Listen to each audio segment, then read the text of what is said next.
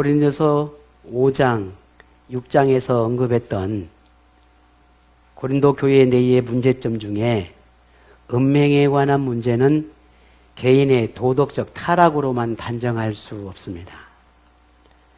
이보다는 당시 우상 숭배가 성행했던 세속 문화와 금욕주의, 그리고 성경의 가르침에 대한 많은 오해 등과 같은 이런 다양한 복합적인 것들이 결합되어서 나타난 문제였지요.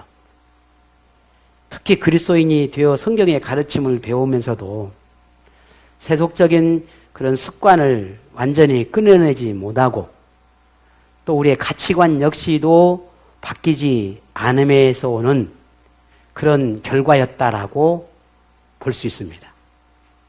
그래서 바울은 음행의 문제를 해결하기 위해서는 지난 6장 18절에서 말한 것처럼 음행을 피해라 라고 하는 그런 간결하지만 강한 어조로 권면을 했습니다. 그리고 우리의 몸을 하나님이 우리를 샀으니까 우리는 하나님의 영광을 위해서 살아가는 삶이 되어야 한다. 우리의 몸을 더럽히지 마라. 우리는 하나님의 임재가 있는 성전이다. 그런 비유를 통해서 그런 거룩함에 대한 의미를 우리에게 가르쳐 주었습니다. 오늘 본문 7장으로 우리가 오게 되는데, 본문 7장은 앞서 언급한 5장, 6장의 음행의 문제를 연결해서 함께 봐야만 오늘 7장의 본문이 조금 더 이해가 됩니다. 음행을 피하여서 몸을 더럽히지 않고 하나님께 영광을 돌리는 생활, 하나님을 영화롭게 하는 생활을 한다라고 하는 것은 무엇을 의미할까? 어떻게 사는 것일까? 물론 우리는 지난주에 로마서 말씀을 통해서 의의 도구로 하나님께 드려야 된다라고 하는 결론을 내렸습니다.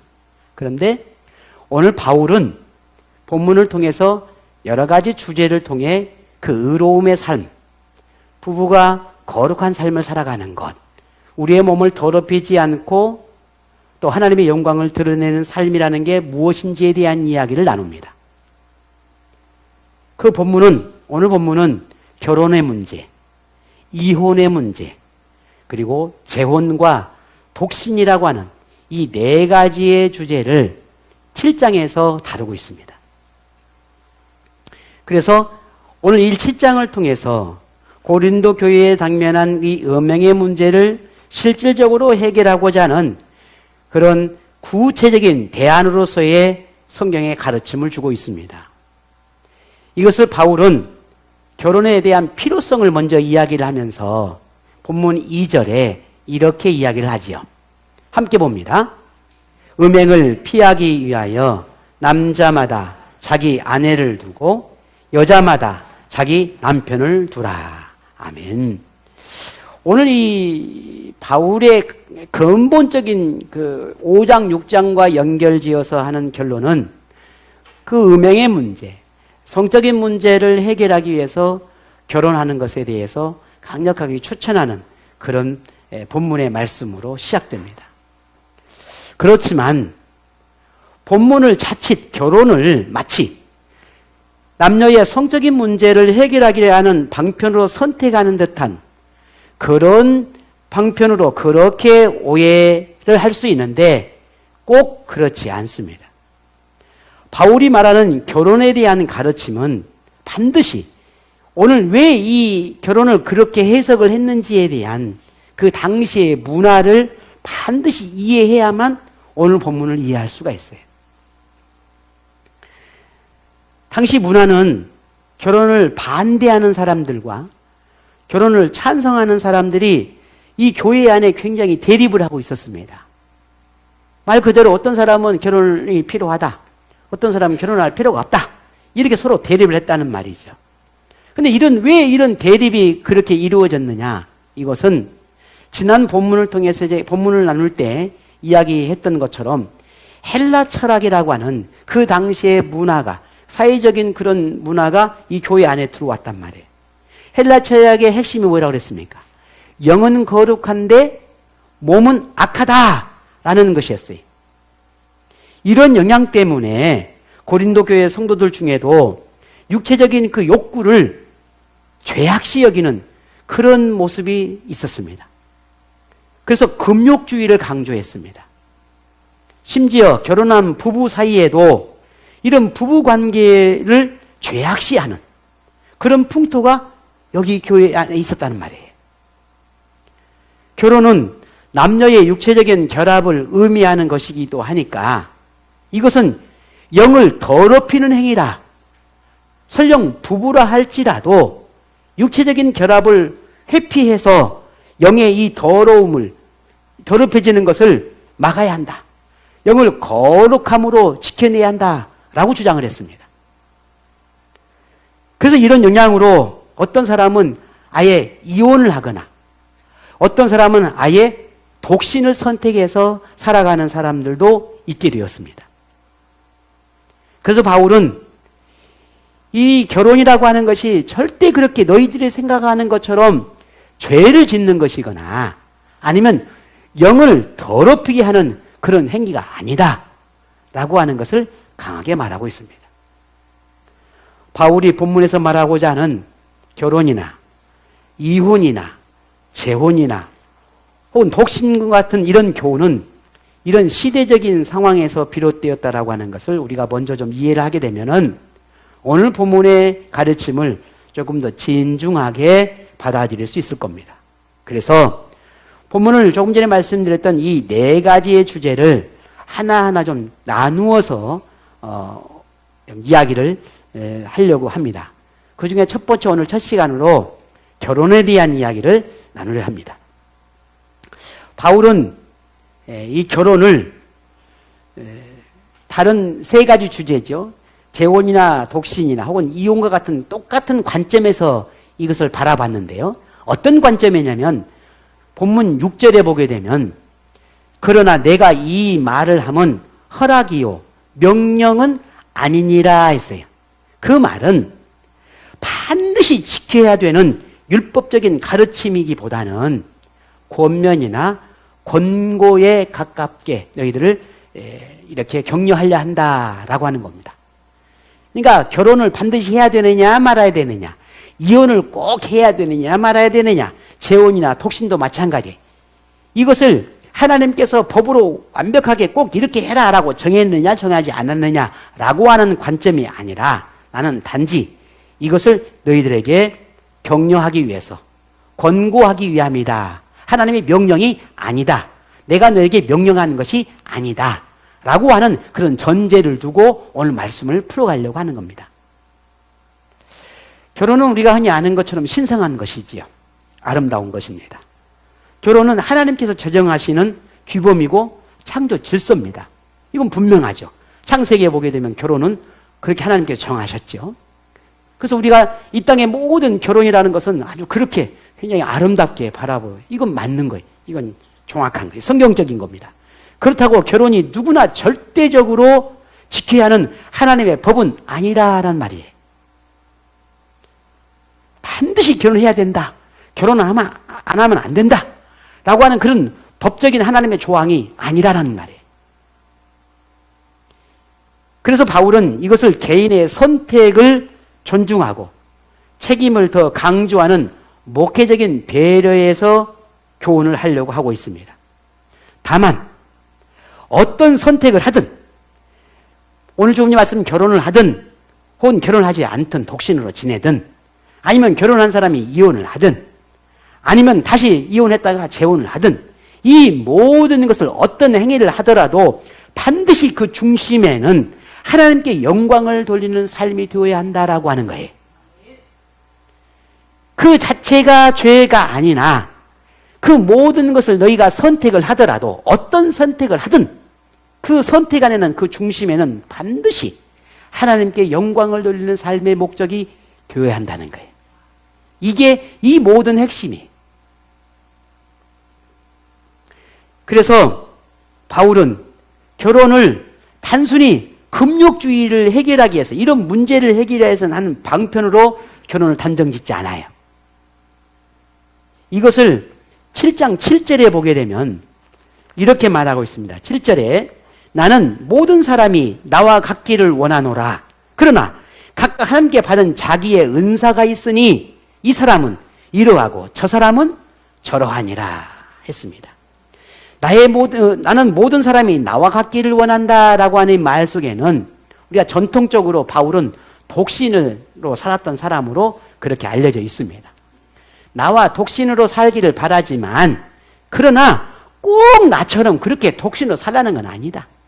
누구나 저마다 결혼할 수도 있고 나처럼 독신으로 살 수도 있다. 그러나 그 모든 것은 다 여러분의 선택이다. 그러니 이것이 옳고 저것이 잘못됐고 이것을 비방하고 저것을 칭찬하는 행위는 할 수가 없다라고 말하고 있는 겁니다. 그러니 결혼이라고 하는 것은 사람이 살아가는 가장 각색의 삶의 형태가 있는데 그 중에 결혼도 하나다라고 말하고 있습니다. 바울이 결혼을 개인의 삶의 방식의 하나로 인정하라고 하는 것은 결혼이든 독신이든 어떤 형태든 삶의 목적이 개인 자신에 의한 목적이 아니라 하나님의 영광을 위한 삶을 살아내기 위한 선택전 삶이 되어야 한다라고 그렇게 해석해 가고 있습니다. 한 가지 우리가 주의해야 할 것은 요즘 MZ시대라고 하죠. 이 MZ시대 혹은 꼭 MZ시대가 아니더라도 뭐 결혼에 대한 여러 가지 많은 생각을 가지고 있는 현대인들 속에 이 현대인들에게 결혼을 선택이라고 생각하는 경향이 아주 짙지요. 지금 젊은 사람들에게는 꼭 우리 어머니나 아버지 세대처럼 꼭 결혼을 해야 되냐? 나는 결혼을 안 하고 살란다. 이런 젊은이들이 많단 말이에요. 결혼은 필수가 아니라 선택이다. 그렇게 생각을 하는데 그런데 문제는 그 결혼을 선택이라고 생각하는 사람들의 그 생각 속에 오늘 바울이 말하는 그런 교훈과 조금 다르다라는 거예요. 요즘 젊은이들이 결혼을 선택이라고 생각하는 데에는 자기 행복이나 혹은 자기 만족이나 혹은 자기가 살아가는 삶이 좀 더 자연스럽고 자유로움을 선택하기 원하면서 오는 그 선택이 결혼은. 그래서 결혼을 하게 되면 자신의 삶이 많이 제한받고 그리고 지금처럼 이렇게 삶을 살아내는 그런 삶이 아닐 거라고 하는 생각이 더 강하단 말이에요. 이것은 다 개인주의적인 문화에서 빚어지는 그런 선택의 생각이다라고 하는 걸 우리는 알 수 있습니다. 그래서 현대인에게 결혼은 얻는 것보다 잃는 게 더 많고 현대의 젊은이들에게 결혼하는 것은 내가 그 어떤 내 유익보다는 내가 더 이익을 얻지 못하는 것이 훨씬 더 많다고 생각하는 게 현대인들의 생각이라는 거죠. 이런 면에서 보면은 분명 성경에서 결혼과는 다르다라고 하는 것을 우리가 알 수가 있습니다. 자, 그렇다면 만일 이제 결혼을 선택했다 하십시다. 오늘 대부분 다 결혼을 선택하시고 결혼하신 분들이 많으니까 오늘 우리 청년들도 있지만 우리는 두 개를 제가 분류해서 오늘 이야기를 하려고 합니다. 하나는 이미 기혼자들, 결혼을 선택하신 분들을 대한 말씀이 있을 거고 그 다음에 우리 청년들은 어떻게 할 거냐 하는 부분을 좀 나누려고 해요. 먼저 결혼을 우리는 하고 결혼을 선택한 우리들은 어떻게 해야 되느냐? 이혼할까요? 여러분 이혼하실랍니까? 지금 살아온 게 아까워서 그냥 살아보시려고요? 우리는 분명히 알아야 돼요. 결혼을 했다면 반드시 부부의 의무와 책임이 뒤따른다라고 하는 거였습니다. 그게 본문 3절에 같이 볼까요? 남편은 그 아내에 대한 의무를 다하고 아내도 그 남편에게 그렇게 할지라. 아멘. 여기 보면 의무를 다하라 라고 하는 말이 있는데 이 의무를 다하라 라고 하는 말 안에는 부부로서의 부부의 관계, 성적인 관계 혹은 이런 상호 간의 의무를 뜻하기도 합니다. 그런데 단순히 그런 의미를 벗어나서 부부는 서로가 서로를 위해서 성결한 생활을 하기 위한 울타리가 되어 주어야 한다라는 말이에요. 그냥 우리가 생각하는 그런 성적인 부분이 아니라 우리가 좀 더 거룩하고 좀 더 깨끗하고 좀 더 아름다운 삶을 살아내기 위한 남편은 아내에게, 아내는 남편에게 울타리가 되어 주라라는 거예요. 이게 의무의 의미예요. 이것뿐인가 아니지요. 부부는 더 고차원적인 의무가 있어요. 그것은 정서적인 것과 정신적인 것, 때로는 경제적인 그런 의무 또한도 포함되어 있어요. 이것은 서로가 서로에게 배려하고 사랑하고 책임을 다하겠다라고 하는 그런 다짐도 여기 안에 있는 것입니다. 이것은 부부가 부부로서 아내가 남편에게, 남편이 아내에게 지켜야 할 하나의 예예요, 예. 그리고 서로가 서로를 존중함을 드러내는 것이고 뿐만 아니라 하나님의 뜻을 이루어가도록 돕는 거룩한 수단이기도 됩니다. 이것이 결혼이고 이게 부부예요. 이것이 부부로서 함께해야 할 의무이기도 합니다. 오늘 말씀을 준비하면서 참 재밌는 걸 한 가지 제가 찾게 되었는데요. 하나님이 건강한 부부를 위해 사람마다 모든 인류에게 준 신비로운 약이 하나가 있더라고요. 혹시 아십니까? 고약이 있어요. 지금은 고약을 팔긴 하는데 그 약이 팔기 전에는 없었단 말이에요. 그 약을 제가 알았어요. 아, 이런 게 있었어? 오늘 말씀을 준비하면서 이거 제가 찾았어요. 모든 사람들에게 다 있습니다. 이 약은 아주 특별한 상황에서만 만들어지는 약이에요. 이게 뇌에서 만들어지는 약인데요. 우리 이걸 호르몬이라 그래요. 아주 특별한 상황. 이 특별한 상황이라고 하는 건 부부에게만 만들어진다고 해요. 혹시 아신 분 계십니까? 들어보셨습니까? 옥시토신이라는 약이에요. 호르몬이에요. 이 옥시토신이라고 하는 호르몬이 있는데 이 옥시토신은 부부가 신체적인 접촉을 통해서 급격히 뇌에서 이렇게 분비가 되는데 이 옥시토신은 부부 사이에서 친밀함이나 정서적 안정감을 높이는 아주 탁월한 기능을 가지고 있다고 합니다. 옥시토신은 참 또 하나의 신비로움은 부부가 싸울 수도 있잖아요. 서로 마음에 뭔가 트러블이 생길 수 있단 말이죠. 그런데 이 옥시토신이 뇌에서 분비가 되어지면 부부가 서로 싸우고 다투는 이 관계를 빨리 회복하고 빨리 중재해주는 그런 기능, 그런 효능도 이 옥시토신 안에 있다고 그래요. 중매쟁이. 그래서 옥시토신을 이런 심리학자나 학자들은 뭐라고 부르냐면요. 사랑의 호르몬, 혹은 사랑의 묘약, 혹은 사랑의 접착제, 이렇게 부른다고 합니다. 저는 의사가 아니고 전문가가 아니기 때문에 더 깊은 건 잘 몰라요. 여기 이런 정도만 아는데 좀 찾아보니까 그래요. 이걸 진짜냐 가짜냐 라고 하는 걸 독일의 본 대학교에서 기혼 성인 남성을 대상으로 실험을 했대요. 옥시토신을, 이 호르몬을 이제 어떻게 이제 축출을 해서 이 남성들에게 이렇게 분물해가지고 흡입을 하게 해서 그 남성 앞에 아주 매력적인 여성을 이렇게 지나가게 했대요. 그래서 요즘은 남자들 보면 눈이 이렇게 돌아가잖아요. 돌아간단 말이에요. 근데 아주 매력적인 여성을 그 남성에게 이렇게 지나가게 했는데 참 아이러니하게도 이 옥시토신을 흡입한 남성은 전혀 흔들리지 않더라라는 거였어요. 자신의 배우자에 대한 그 마음이나 그 생각이 흔들리지 않더라라는 거예요. 놀라지도 않네. 그래서 제가 생각해 봤어요. 나는 옥시토신이 내 머리, 내가 막 분비가 되나 안 되나 생각해 보니까 여러분 어떨 것 같습니까? 막 저한테 있는 것 같아요? 없는 것 같아요? 많이 있을 것 같습니다. 고맙습니다. 예. 막 넘쳐나는지 않나, 막 제 그 생각이. 흔들리지가 않아요.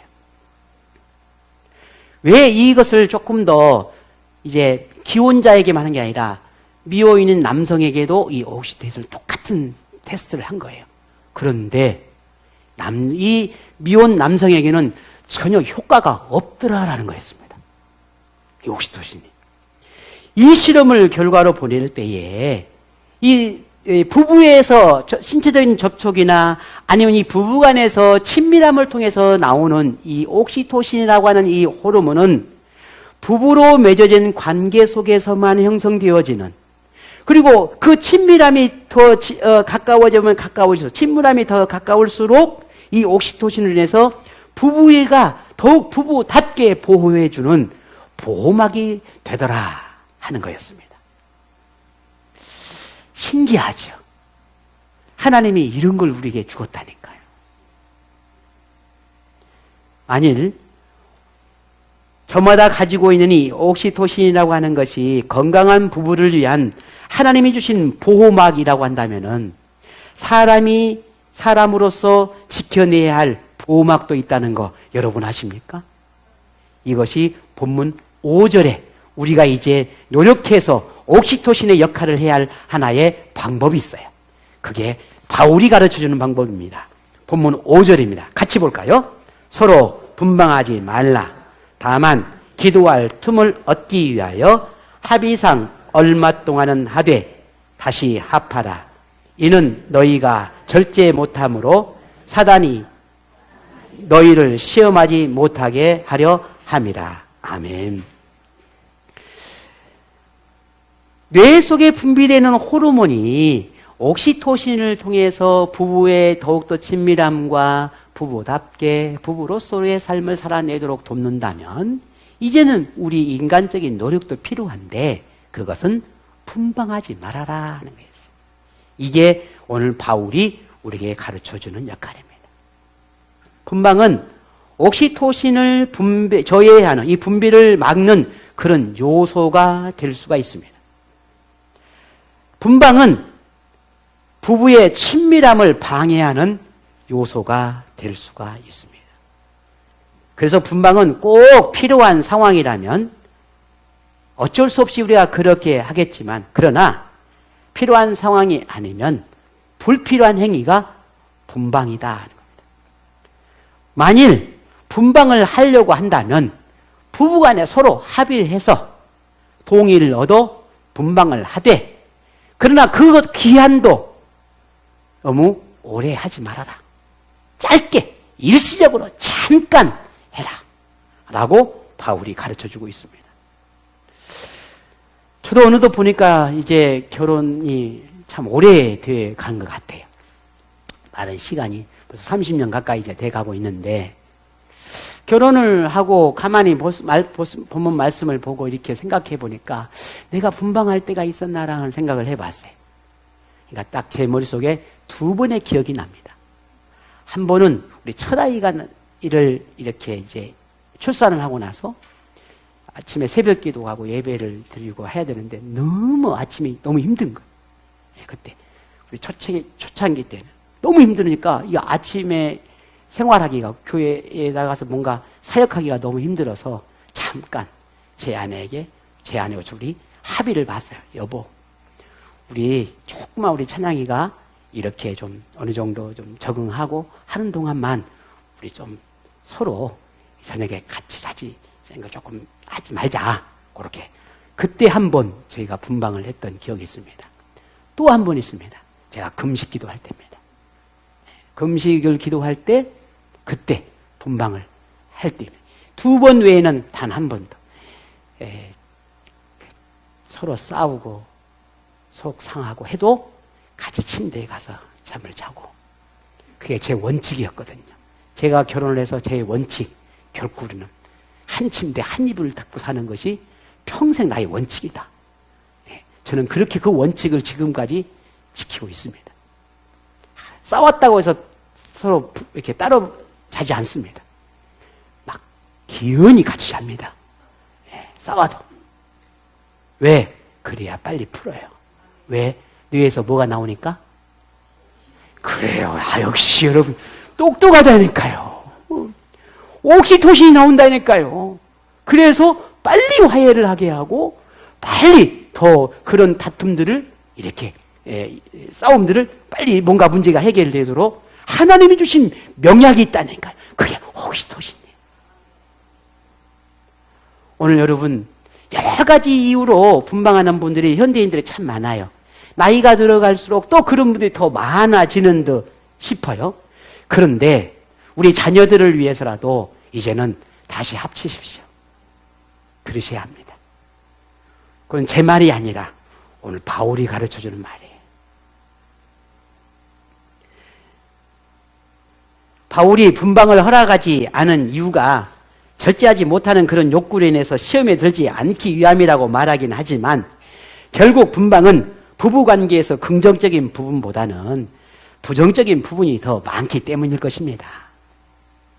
눈에 꿀이 떨어지고 깨가 쏟아진 듯한 그런 순간처럼 평생 그 사랑과 그 뜨거움을 가지고 살아도 갖가지 위기를 만나지 않습니까? 그런데 분방을 계속해서 유지한다면 그 사랑이 식어지지 않을까요? 더욱이 갈등이나 다툼이 일어날 때 분방을 해결책으로 생각하기가 쉽다라는 거예요. 흔히 우리가 이렇게 말합니다. 20대, 30대는 뭘로 살아요? 사랑으로 산다고 하지요. 40대, 50대는 의리로 산다고 합니다. 60대가 넘으면은 그냥 짠해서 연민으로 산다고 하네요. 그런 말들을 우리가 흔히 하지 않습니까? 그런데 그러지 말고 그저 불꽃 튀고 사랑이 넘쳐났던 그 신혼처럼 말이죠.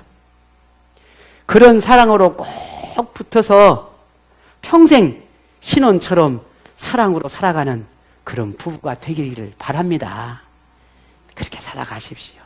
그래서 저는 우리 아이들도 있습니다만 저는 늘 우리 아이들에게 그렇게 말합니다. 엄마 아빠는 지금도 신혼이다. 아 진짜 거짓말이 아니에요. 예, 저는 평생 우리 아이들한테 그렇게 말합니다. 지금도 그래요. 신혼이다. 어디 잠깐 뭐 바람 쐬러 가나 뭐 놀러 가면은 엄마 아빠 우리 신혼여행 갔다 올게. 그렇게 말합니다. 뭐 여러분이 생각한 만큼 그렇게 뭐 그렇지는 않아요. 그런데 우리가 그렇게 고백하고 그렇게 말을 하고 그렇게 생각을 받고 가고 그렇게 서로 바라봐야 우리가 부부로서 혹은 하나님 맺어준 짝으로서 평생 그렇게 아름답게 살아가는 거 아니겠습니까? 그래야 뭐가 나온다고요? 그게 나온다고요. 그래야 우리가 어떤 위기를 만나거나 어떤 다툼이 왜 없겠습니까? 그럴 때 화해하고 서로 사랑하고 서로 그렇게 화목해서 살아가는 거 아니겠습니까? 그러니 오늘 우리 바울의 가르침처럼 부부가 되도록 그런 부부가 되도록 분방을 금하시고 그리고 부부의 책임과 의무를 성실하게 나누시기를 바랍니다. 사랑의 호르몬인 옥시토신이 많이 분비되어서 건강한 부부 생활을 위해서 살아가는 때로는 부부의 성관계도 필요하겠지만 손을 붙잡아주고 또 눈을 마주 바라봐주고 때로는 안아주는 그런 신체적인 접촉을 통해서 더 친밀함을 나누고 더 깊은 사랑을 나누는 그런 부부가 되시기를 바랍니다. 저도 초창기 막 결혼했을 때는 누가 볼까 봐요. 손을 못 잡았어요. 진짜예요. 혹시 교인들이 볼까 봐. 그게 뭐라고. 가다가 교인들이 마주치면 얼른 손을 이렇게 했단 말이에요. 예, 지금도 여러분이 보면 손이 조금 이렇게 좀 해요. 그것도 아무것도 아닌데. 그런데 앞으로는 손을 꼭 잡으려고요. 여러분이 보든지 말든지. 여러분도 누가 보든지 말든지 손을 좀 잡으세요. 요즘 이제 두 분이 나가실 때 손잡고 나가신 분. 아이고야야. 오늘 여러분의 숙제를 드립니다. 집에 가셔서 10초를 이렇게 바라봐 주기로. 몇 초요? 10초. 그냥 눈만 멀뚱멀뚱 바라볼 게 아니라 꼭 손을 잡고 바라봐 주기를. 그리고 10초를 바라본 다음에 꼭 10초 동안 안아주기를. 숙제예요. 아시겠죠? 숙제는 안 하는 학생도 있고 하는 학생도 있어요. 그것은 여러분의 선택이니까 꼭 그래 보십시오. 낯설어서 부끄러워서 멋쩍어서 그동안에 해보지도 않았는데 어떻게? 아니요. 그것도 해보면 되더라고요. 안 하면 안 되는데 해보면 됩니다. 우리 아이들과도 마찬가지인 것 같아요. 그래서 가정을 아름답게 만들어 가보십시오. 지금까지 여러분에게 부부에 대한 교훈이었다면 이제는 미혼인 사람에게 주는 바울의 가르침에 대해서 함께 나눠보려고 합니다. 그리스도인 미혼이라면 가장 큰 고민이 뭘까? 그런 생각을 해봅니다. 독신을 원하지 않는다고 한다면 누구나 다 결혼을 할 텐데 미혼자들이 결혼을 앞두고 혹은 결혼을 꿈꾼다면 가장 먼저 머릿속에 떠오르는 게 뭘까요? 저는 그런 생각합니다. 어떤 남자, 어떤 여자를 만날까라는 게 고민 아니겠어요? 어차피 사람과 살아야 되니까. 그런데 우리 그리스도인이라면 한 가지 더 그 속에 무엇이겠습니까? 크리스찬일까? 크리스찬을 만나야 될 건데 신앙이 있을까? 신앙이 없으면 안 될 건데 이런 생각을 누구나 하지 않을까 싶습니다. 더욱이나 부모라면 더 그러지 않을까 하는 생각을 합니다. 자, 그렇다면 바울은 우리 미혼자를 향해서 무엇을, 결혼에 대해서 무엇을 어떻게 가르쳐 주고 있는지를 보겠습니다. 바울은 결혼 상대의 신앙의 유무를 배우자를 선택함에 있어서 가장 중요한 조건으로 여긴다. 아닙니다. 우리의 생각은 그럴 것 같잖아요. 그런데 그렇지 않습니다. 오늘 7장 전체를 보게 되면 만일 믿지 않는 남자나 여자가 믿음을 가진 여자나 남자에게 부부로서의 그런 관계를 통해 결혼하기를 원하거나 바란다고 한다면 기꺼이 받아들여라 라고 가르쳐주고 있습니다. 다만 믿지 않는 남자나 믿지 않는 여자를 아내나 혹은 남편으로 배우자로 받아들일 때 그렇게 선택할 때에는 그리스도인으로서 더욱 큰 책임과 사명이 있다라고 하는 걸 가르칩니다. 그게 7장 16절이에요. 같이 한번 볼까요? 아내된 자여 내가 남편을 구원하려는지 어찌 알 수 있으며 남편된 자여 내가 내 아내를 구원하려는지 어찌 알 수 있으리요. 아멘. 이것이 우리 그리스도인에게 주어진 책임이고 사명이라는 거예요. 너의 선택에 의해서 믿지 않는 배우자를 만났지만 서로가 그래서 결혼하기를 원해서 부부의 연을 맺었지만 그러나 만일 그 누군가가 믿음을 갖지 않았다면 너에게는 그 책임이 있다는 거예요. 어떤 책임? 너로 인하여서 배우자가 하나님 앞에 나오고 믿음으로 나아갈 수 있는 그런 배우자가 될 수 있을지 누가 알겠느냐? 그 말은 네가 너에게 그 사명이 있다라고 하는 것을 의미하는 겁니다. 만일 신앙이 없는 배우자, 그런 배우자와 결혼을 하겠다고 여러분 부모들이 여러분에게 우리 아이들이 데리고 온다면 여러분은 어떻게 하시겠습니까? 저는 진짜 고민이에요. 진짜라니까요. 오늘 바울의 가르침은 물론 괜찮아 라고 했는데 저는 인간적인 마음에 무지무지 걱정해요. 그러나 저는 믿어요. 우리 아이들을. 우리 아이들의 선택을 믿고 우리 아이들의 가치관을 믿고 우리 아이들의 꿈을 비전을 저는 믿어요. 아, 그래요? 그래서 인간적인 생각 속에서 오는 그런 걱정이나 염려보다는 저는 우리 아이들의 믿음을 더 크게 생각합니다. 오늘 저와 여러분이 어떤 선택을 하든, 우리의 자녀들이 어떤 선택을 하든 분명히 오늘 우리는 알아야 합니다. 너에게 준 사명이 하나님께 있다. 하나님께서 너에게 준 건 사명은 너로 인하여서, 너의 그 믿음으로 인하여서 너의 가정이, 너의 남편이, 너의 아내가, 너의 자녀가 하나님의 영화롭게 하는 그 가정으로 세워지기를 바라고 계신다. 그러니 너의 선택에서 두려워하거나 너의 선택을 염려하거나 너의 선택을 걱정하기보다 하나님이 주시는 그 은혜를 따라 살고자 하는 꿈을 꾸는 것이 더 옳지 않겠느냐라고 하는 가르침이 더 중요하지 않겠냐는 겁니다. 우리가 출발은 서로 다르다 할지라도 부부가 신앙 안에 있기를 바라는 그 소망이 이루어질 때에 비로소 우리는 복된 가정이 될 수가 있습니다. 그러나 오늘 우리가 현실적으로 보게 되어지면 신앙으로 하나가 된 가정보다는 그렇지 않은 경우의 가정이 더 많다는 게 사실 우리가 느끼는 현실입니다. 물론 처음에 시작은 둘 다 믿음을 갖지 않았지만 누군가가 믿음을 한 사람이 갖게 되는 경우도 있지만 그 누군가가 믿음을 가졌지만 믿지 않는 배우자를 만나게 되었을 때에 그렇게 한 가정으로 믿음으로 하나가 되기를 원했지만 그렇지 못하는 경우들이 지금 여전히 있잖아요. 여러분도 삼간이 경험하지 않습니까? 그래서 신앙 때문에 다투기도 하고 신앙 때문에 가정의 불화가 끊임없이 일어나는 경우들도 있습니다. 그래서 그리스도인이 신앙이 없는 배우자를 택함에 있어서 어쩌면 그런 것들을 많이 보다 보니까 망설여지는 이유이기도 할 것입니다. 그리스도인이 어떤 이성과 결혼할 것인지에 대한 배우자의 선택에서 신앙은 참으로 중요합니다. 너무너무 중요합니다. 왜? 우리는 이전에 우리 선배들의 삶을 보니 무엇이 얼마나 중요한지를 우리가 경험하고 보았지 않습니까?